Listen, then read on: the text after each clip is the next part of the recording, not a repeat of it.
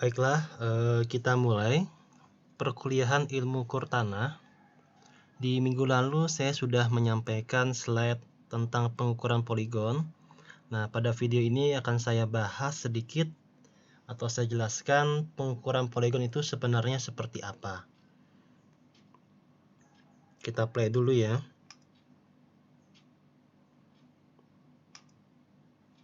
Oke, kita play terlebih dahulu. Oke. Jadi, kalau kita baca ya tentang teori poligon. Jadi pada pekerjaan pemetaan, ya, jadi sebenarnya kalau kita kemarin kan belajar tentang sifat datar ya. Jadi kalau sifat datar itu untuk mendapatkan perbedaan tinggi ya, atau beda tinggi antara dua titik yang ingin kita ukur. Tapi kalau kita belajar poligon, artinya kita ingin membuat suatu kerangka dasar peta. Ya, kita ingin membuat suatu kerangka dasar peta. Nah, sekarang kita baca. Pada pekerjaan pemetaan suatu wilayah, diperlukan suatu kerangka dasar yang digunakan sebagai titik ikat dan titik kontrol. Nah, titik ikat dan titik kontrol tersebut mempunyai koordinat dan ketinggian atau elevasi yang dipasang pada kerapatan tertentu atau dipasang pada jarak tertentu dengan menggunakan benda atau struktur yang permanen, bahannya awet, kemudian tercatat dan mudah dikenali. Oke, saya jelaskan terlebih dahulu. Jadi yang dimaksud dengan titik ikat atau titik kontrol itu namanya adalah BM. Ya, BM itu artinya benchmark atau penanda kita. Ya, tanda kita itu yang mana? Nah, biasanya BM itu dia terbuat dari benda ya yang strukturnya itu dia permanen. Contoh di sini dia adalah terbuat dari beton ya. Nah, dia struktur permanen supaya apa? Supaya BM ini tidak bergerak ya, tidak mudah bergerak, tidak mudah disenggol orang hingga tidak mudah bergerak. Kemudian bahannya awet, kemudian tercatat dan mudah dikenali. Nah, artinya tercatat ini dan mudah dikenali ini, BM itu dia memiliki namanya, misalkan BM01 ya. Kemudian instansi mana atau perusahaan mana yang sudah membuat BM ini, misalkan PT apa yang membuatnya. Nah, jadi BM01 PT sekian. Dan juga tercatat, artinya BM ini harus ada data, koordinat, dan elevasi dari titik BM-nya. Di mana koordinat ini dia akan terlink ke koordinat pusat global. Ya, jadi seluruh dunia kalau kita masukkan koordinatnya itu masuk dia. Ya, dia masuk atau terlink koordinatnya. Serta elevasi juga tercatat. Nah, sekarang begini, misalkan kita ingin membuat suatu peta, misalkan kita pengen membuat peta coupling perumahan. Nah, kalau kita pengen membuat peta coupling perumahan, supaya peta kita itu terlink dengan koordinat global, maka kita harus mencari di mana titik BM-nya. Titik BM itu sebagai titik ikat kita atau titik kontrol kita. Ya. Jadi titik ikat dan titik kontrol itu berupa BM. BM itu dia mempunyai koordinat dan elevasi yang tercatat pada BM-nya. Oke. Nah, sekarang gini. Titik kerangka dasar ini ya berupa titik ikat yang merupakan titik yang telah diketahui posisi horizontalnya X dan Y, artinya telah diketahui koordinatnya serta memiliki data ketinggian atau elevasi. Titik ini digunakan sebagai titik pengikat ya dalam penentuan posisi titik-titik ya arah, sudut dan beda tinggi lain yang dibidik. Jadi sebelum kita membidik patok coupling kita harus dulu mengikat titik BM-nya supaya apa? Nanti koordinatnya kita dapat. Ya, koordinat yang kita dapat itu bisa kita pakai secara global. Nah, jadi sebelum kita membuat peta, kita cari dulu di mana titik BM-nya, itu sebagai titik ikat kita. Oke. Selanjutnya dapat ditentukan beberapa koordinat titik-titik baru. Nah, ini yang kita bikin. Jadi, Kalau kita pengen membuat peta, otomatis kan patok yang kita bikin itu secara manual itu akan menjadi koordinat titik-titik yang baru. Nah, membuat koordinat ini tentu harus kita ikatkan dengan titik BM supaya koordinat yang baru ini itu akan terlink secara koordinat global. Ya.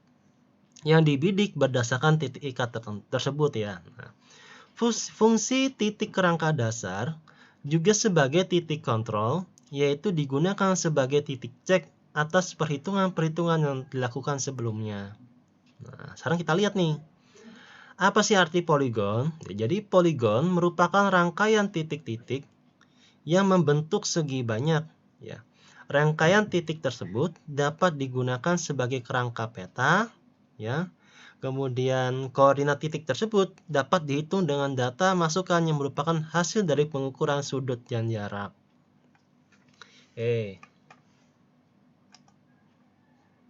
Nah, pada daerah yang relatif sempit, ya, misalkan 20 km dikali 20 km, ya, biasanya menggunakan pengukuran dengan cara poligon.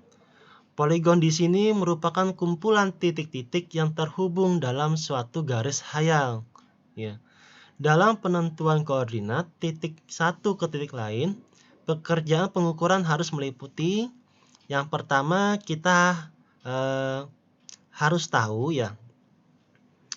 Harus tahu koordinat titik awalnya di mana atau koordinat titik akhirnya di mana.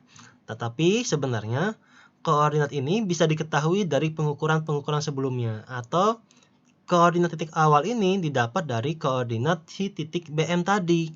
Ya. Tetapi tidak semua kondisi lapangan selalu berdekatan dengan titik BM. Ya, jadi titik BM itu tidak selalu ada di setiap tempat. Sehingga apa? Kalau tidak ada, berarti bisa kita tentukan sembarang. Artinya bisa saja koordinat titik awalnya 0,0 atau titik koordinat awalnya misalkan kita ambil benda-benda permanen yang ada di sekitar lapangan ukur kita. Kemudian ada namanya azimut awal atau azimut akhir ya. Azimut dapat ditentukan dari perhitungan koordinat yang sudah ada ya. Atau kita dapat pengukuran dengan menggunakan teodolit kompas ya. Maksudnya sudut azimut ini adalah sudut yang kita tembakkan ke arah utara, kita setting 0, kemudian kita tembak ke titik sebelahnya. Ya, itu namanya titik azimut. Jadi acuan 0 derajatnya adalah utara. Ya, makanya kita menggunakan kompas di sini. Kemudian yang ketiga ada jarak ya.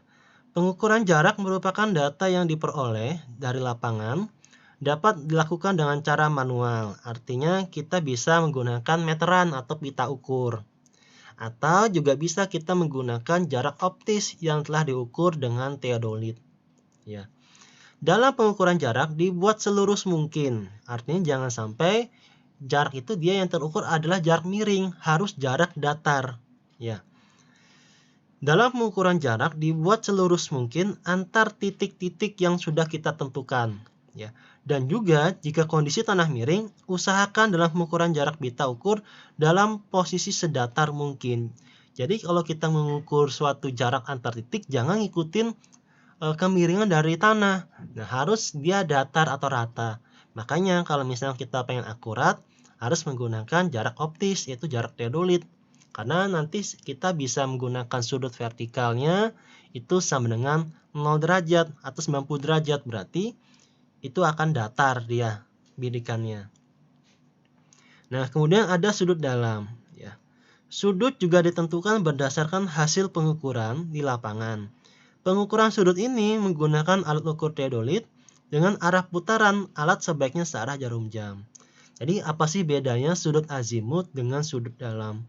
Kalau sudut azimut, acuan titik 0 derajatnya adalah utara. Kalau sudut dalam, acuan titik 0-nya adalah patok. Ya. Jadi patok A kita bidik, kita setting 0 derajat, kemudian kita putar searah jarum jam sampai ke patok B. Itu namanya sudut dalam. Tapi kalau misalkan kita bidik ke arah utara, kemudian setting 0 derajat, kemudian kita bidik ke patok A atau patok B, itu namanya adalah sudut azimut ya. Nah, ini contohnya. Misalkan ada poligon seperti ini, ya. Ada poligon. Nah, di sini misalkan adalah titik kontrol atau titik referensi kita, atau bisa kita sebut namanya titik BM di sini. Nah, yang ini namanya adalah titik-titik poligon, ya. Kemudian ada lagi titik BM yang baru, kemudian titik poligon lagi sampai dengan selesai, ya. Misalkan alat kita, teodolit kita taruh di sini, ya. Kita taruh di titik BM pertama atau titik referensi kita, di mana titik ini sudah tahu koordinatnya berapa, tercatat dalam data BM. Kalau misalkan kita tidak tahu, ya sudah, kita anggap koordinatnya adalah 0,0. Artinya X-nya 0, Y-nya sama dengan 0 di situ. Nah, kemudian apa? Simbol new seperti ini adalah namanya azimut, ya. Kalau beta adalah sudut dalam. Oke ya. Nah, jadi kalau misalkan kita tembak ke arah utara, ya, ke arah utara, kemudian kita bidik ke arah patok di sini, ya, patok 1 misalkan, maka kita tembak ke arah utara, setting 0 derajat, kemudian alat ini teropong kita putar, ya, kita putar sampai di sini, sampai membidik sini, itu namanya adalah sudut azimut. Kita catat berapa sudutnya, ya, berapa derajat, berapa menit, berapa detik. Kemudian alat ini kita pindah ke sini, ya. Alatnya kita pindah, kita arahkan ke patok BM tadi atau patok awal tadi. Kemudian setting 0 derajat, teropongnya kita putar ke sampai patok sini, ya. Kita putar sampai ke sini. Nah, putar sampai sini itu namanya adalah sudut dalam, ya. Kemudian tercatat sudah sudutnya, kita pindah ke sini, tembak lagi ke sini, setting 0 derajat, kemudian kita putar ke sini. Teropongnya putar searah jarum jam sampai tembak ke sini, ya kan? Dapat sudutnya berapa perputaran teropongnya. Nah, kalau sudah dapat, itu nama juga sudut dalam. Begitu seterusnya. Jadi yang membedakan adalah kalau sudut azimut itu titik nolnya adalah utara. Kalau sudut dalam itu titik nolnya adalah patok yang di sebelumnya. Ya, kita tembak terhadap patok yang di sesudah sini. Oke. Nah, sekarang poligon pun ada yang dia poligon terbuka, ada poligon tertutup. Ya. Kalau poligon terbuka artinya titik awalnya dan titik akhirnya berada di posisi yang berbeda. Ya. Titik awal tidak dijadikan sebagai titik akhir. Artinya titik awalnya di sini, titik akhirnya di sini. Itu namanya dia terbuka. Tapi kalau dia tertutup, berarti titik awal dan titik akhir itu berada di posisi yang sama. Ya. Artinya kita awali di sini, kita nembak ke sini, terus berjalan ke sini nembaknya, kemudian diakhiri di titik yang sama. Artinya titik awal dan titik akhir koordinat itu berimpit atau satu buah titik, ya. Berawal dan berakhir di satu titik yang sama. Itu contoh poligon tertutup. Ingat, saya ulang lagi, poligon terbuka berarti diawali di titik yang berbeda dengan di titik yang akhir. Ya, titik awal dan titik akhirnya berbeda. Kalau misalkan poligon tertutup, berarti titik awal dan titik akhirnya berada dalam satu posisi yang sama. Nah, sekarang ada lagi namanya poligon bercabang, ya. Nah, poligon bercabang seperti ini contohnya. Artinya dia bisa bercabang dua seperti ini. Ya, ini contoh juga. Ada poligon kombinasi, ya. Ada poligon yang terbuka, kemudian ada lagi tertutup seperti ini. Nah, itu macam-macam tergantung kita ingin membuat peta apa, ya. Cuma yang sering kita gunakan, ya, contohnya seperti ini. Ini paling simple. Misalkan kita pengen membuat coupling perumahan, ya berarti kita menggunakan poligon tertutup supaya kita bisa tahu berapa sih luas area couplingnya di sini. Nah, itu bisa. Kalau titik poligon terbuka itu bisa kita membuat jalur jalan raya juga bisa, atau jalur sungai juga bisa, ya. Misalkan sungainya bercabang, ya otomatis ya kita bikin poligon terbukanya memiliki cabang. Begitu seterusnya. Nah, sekarang gini, ada peragaan pengukuran poligon dengan alat ukur teodolit. Teodolit merupakan alat ukur dalam ilmu ukur tanah yang dapat menghasilkan sudut horizontal, sudut vertikal, serta jarak dan elevasi optis. Ya, tentu bacaan ini semua dari olahan data bacaan benang atas, benang tengah, dan benang bawahnya. Ya, jadi sebenarnya secara teropong itu sama, pasti kalian akan membaca namanya benang atas, benang tengah, dan benang bawah. Cuman bedanya dengan waterpass ya, kalau waterpass dia tidak memiliki sudut vertikal, ya artinya teropongnya cuma bisa mendatar. Tapi kalau teodolit teropongnya bisa kita arahkan ke atas ataupun arahkan ke bawah. Nah, misalkan ini ada tahapan contoh pengukuran. Nah, misalkan yang pertama, kita akan melakukan pemetaan pada areal tersebut di bawah ini. Artinya di sini ada area sungai, ya, ada jalan raya, ada rumah, ini batas kaplingnya. Ya, misalkan kita pengen membuat peta di sini, ya, kita pengen membuat peta di sini. Nah, langkah kedua, lakukan pematokan pada titik-titik yang memungkinkan untuk dilakukan pengukuran dengan baik. Ya. Misalkan lokasinya bebas, antar patok itu dia terlihat dan cukup cahaya. Ya. Artinya kita lakukan pematokan. Misalkan patoknya di titik A, ada 4 patok ya. A kita pasang di sini, B kita pasang di sini, C kita pasang di sini, D kita pasang di sini. Ya, misalkan kita pengen mengukur seperti itu contohnya. Nah, dalam pematokan, cari juga informasi tentang letak BM. Nah, kira-kira apakah ada titik BM di sekitar lokasi pengukuran? Kita cari, ternyata ada BM di sini. Ya, misalkan ada BM di sini, ya sudah kita ambil titik BM ini sebagai titik ikatnya. Ya. Dalam pematokan, cari juga informasi tentang letak BM di sekitar lokasi pengukuran. Patok salah satu titik poligon di lokasi yang dapat terlihat oleh titik BM tersebut. Nah, ini titik BM-nya.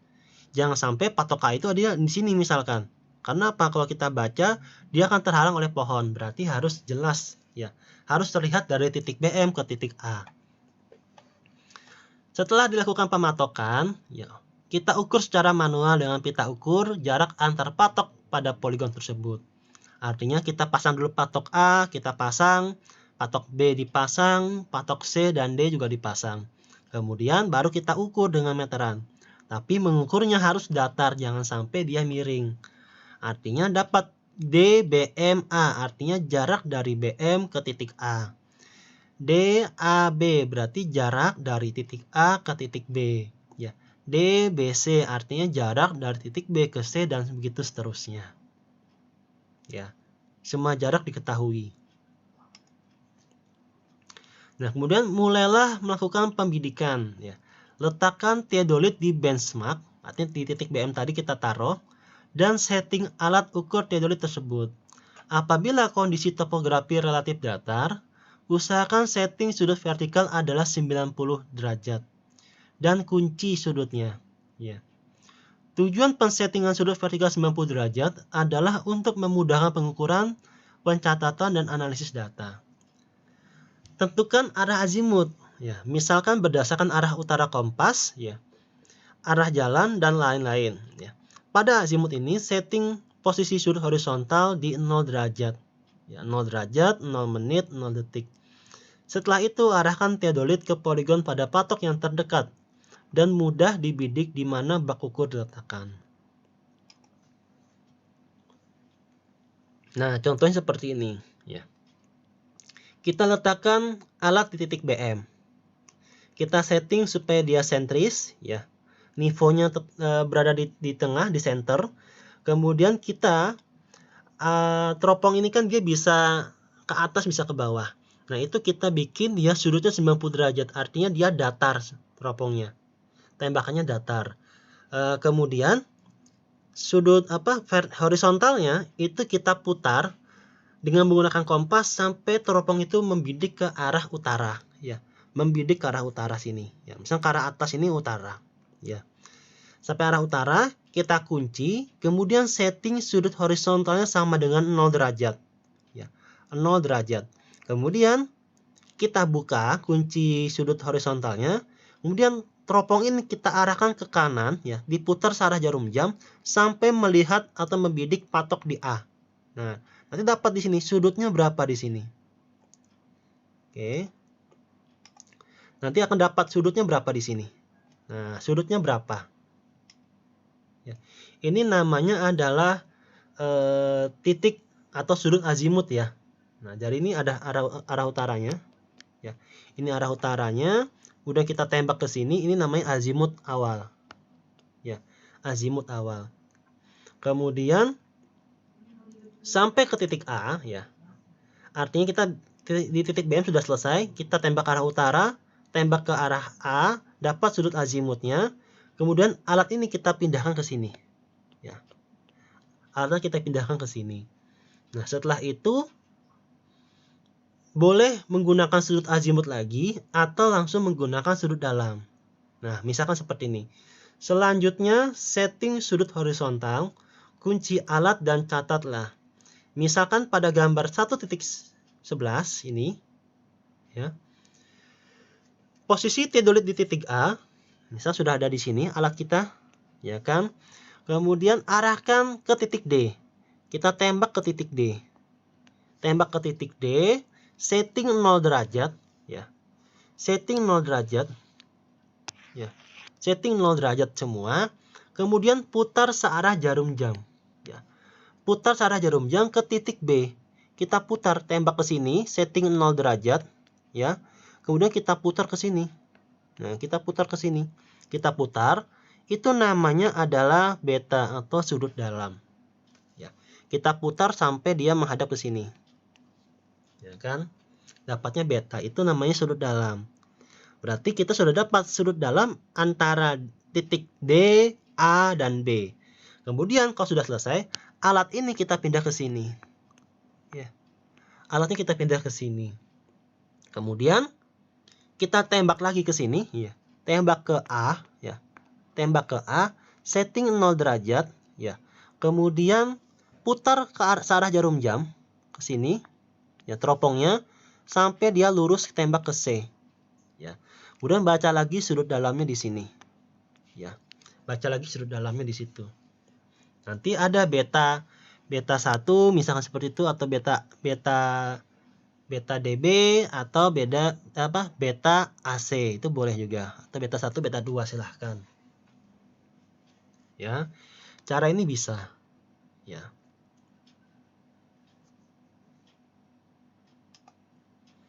Nah, pada setiap titik pengukuran, lakukan pencatatan untuk bacaan benang atas, ya, benang tengah dan benang bawahnya. Jangan lupa cek langsung apakah hubungan BA, BT, dan BB memenuhi persamaan berikut. Ini kita cek. Ini sudah sama saja seperti kalian belajar di sifat datar ya, sama persis ya. Nah, sekarang pengukuran poligon di lapangan. Nah, yang pertama apa?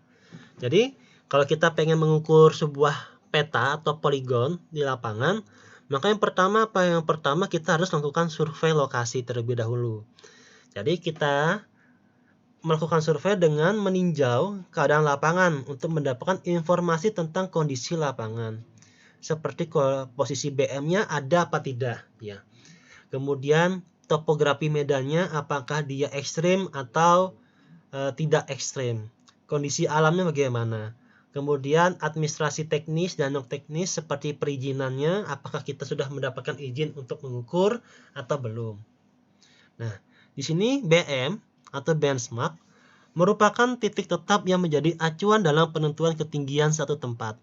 Karena sifatnya tetap dan menjadi acuan umum, maka titik ini selalu menjadi acuan dalam melakukan pekerjaan pengukuran. Informasi mengenai BM ini sangat penting, karena untuk mendukung pekerjaan pengukuran, topografi medan juga harus dikenal terlebih dahulu. Tetapi ingat ya, kalau misalkan BM di sini tidak ada, ya kita tidak bisa memaksakan. Berarti kita anggap saja koordinatnya 0,0 di situ, atau menggunakan BM itu dengan benda-benda yang ada di sekitar itu. Bisa juga seperti itu. Nah, kemudian topografi juga harus tahu apakah daerahnya susah dijangkau atau mudah. Kemudian kondisi alamnya ya juga harus dikenal. Ini persiapan yang menyangkut keselamatan kerja tentunya berbeda antara daerah yang dihuni binatang liar atau daerah perkotaan. Ya. Apabila pengukuran meliputi wilayah-wilayah tertentu yang memerlukan izin secara khusus, maka perizinannya juga harus dibutuhkan. Jadi yang pertama adalah survei, ya. Yang kedua baru kita rencanakan pengukurannya. Artinya apakah kita membuat bentuk kerangkanya terlebih dahulu. Artinya apakah nanti poligonnya terbuka atau tertutup. Kemudian titik poligonnya bagaimana, apakah titik poligonnya cukup 5 buah atau cukup 6 buah dan seterusnya, ya. Tergantung semakin luas daerah poligonnya, otomatis ya jumlah titik poligonnya juga akan semakin banyak, ya. Dalam menentukan bentuk kerangka harus memperhatikan model areal yang akan diukur. Misalnya, jika memetakan alur sungai di salah satu sisinya, maka dipilih bentuk poligon terbuka. Jika akan memetakan suatu bangunan, maka dipilih bentuk poligon tertutup, dan lain sebagainya. Tempat patok harus dipilih sedemikian rupa agar titik yang berdekatan terlihat satu sama lain. Jangan sampai kalian membuat patok dengan jarak yang jauh. Kalau dengan jarak yang jauh, nanti akan kesulitan untuk membidiknya. Kemudian juga membuat patok yang dapat si juru ukur itu dapat beroperasi di titik tersebut. Jangan sampai membuat patok yang susah dijangkau. Kemudian jarak antar patok atau kerapatan patok selain menentukan tingkat kesalahan, pengukuran juga berpengaruh pada waktu pekerjaan. Jadi semakin banyak jumlah patoknya, artinya semakin rapat jumlah patoknya, sebenarnya juga akan semakin akurat hasil pengukurannya. Tetapi sisi negatifnya adalah kita akan semakin lama untuk melakukan pengukuran, waktu yang kita butuhkan akan semakin panjang. Semakin rapat jarak antar patok, maka akan memperlama waktu pekerjaan. Namun demikian bukan berarti harus mengambil jarak terjauh, tetapi tetap diperhatikan kemampuan alat ukurnya. Kemudian bentuk dan bahan patok, ya. Tadi kita sudah belajar yang A adalah menentukan bentuk kerangkanya, letak titik-titik patoknya di mana saja, kemudian bentuk dan bahan patoknya, apakah patoknya bisa berupa dari kayu atau kita bikin yang agak semi permanen, ya. Kalau misalkan kita 1 hari selesai pengukuran, cukup patoknya dari kayu saja. Tapi kalau misalkan pengukurannya butuh berhari-hari, nah kita perlu patok yang semi permanen. Kenapa? Khawatir kalau misalkan kita selesai pengukuran, kita tinggalkan patok itu, nanti ada orang yang bisa menggeser atau tidak sengaja tergeser. Nanti titik ukurnya akan kacau semua, atau titik ukurnya tidak akan lagi akurat atau tidak akan tersambung. Jadi harus semi yang permanen supaya tidak mudah bergeser atau tercabut dengan mudah, ya. Kemudian menentukan jenis dan jumlah peralatan yang digunakan. Pemilihan tipe alat ukur dan jumlahnya menyangkut efektivitas kerja dan besarnya sumber daya operatornya. Kemudian jadwal pelaksanaannya itu harus tahu kita butuh berapa orang untuk mengukur, peralatan yang kita gunakan, logistiknya termasuk mobilisasi kita menuju ke sana bagaimana. Kemudian untuk izin segala administrasi juga harus sudah kita siapkan, termasuk formulir untuk kita mencatat hasil pengukuran. Oke, saya rasa itu cukup dulu. Materi pertama itu adalah pengukuran poligon. Selanjutnya kita akan mencoba masuk ke materi contoh perhitungannya, ya. Namun untuk materi ini akan saya lanjutkan di video kedua. Baiklah, untuk video pertama saya cukup sampai di sini. Jika ada yang kurang jelas, nanti bisa ditanyakan di forum diskusi atau melalui grup WA. Ya, sekian, terima kasih.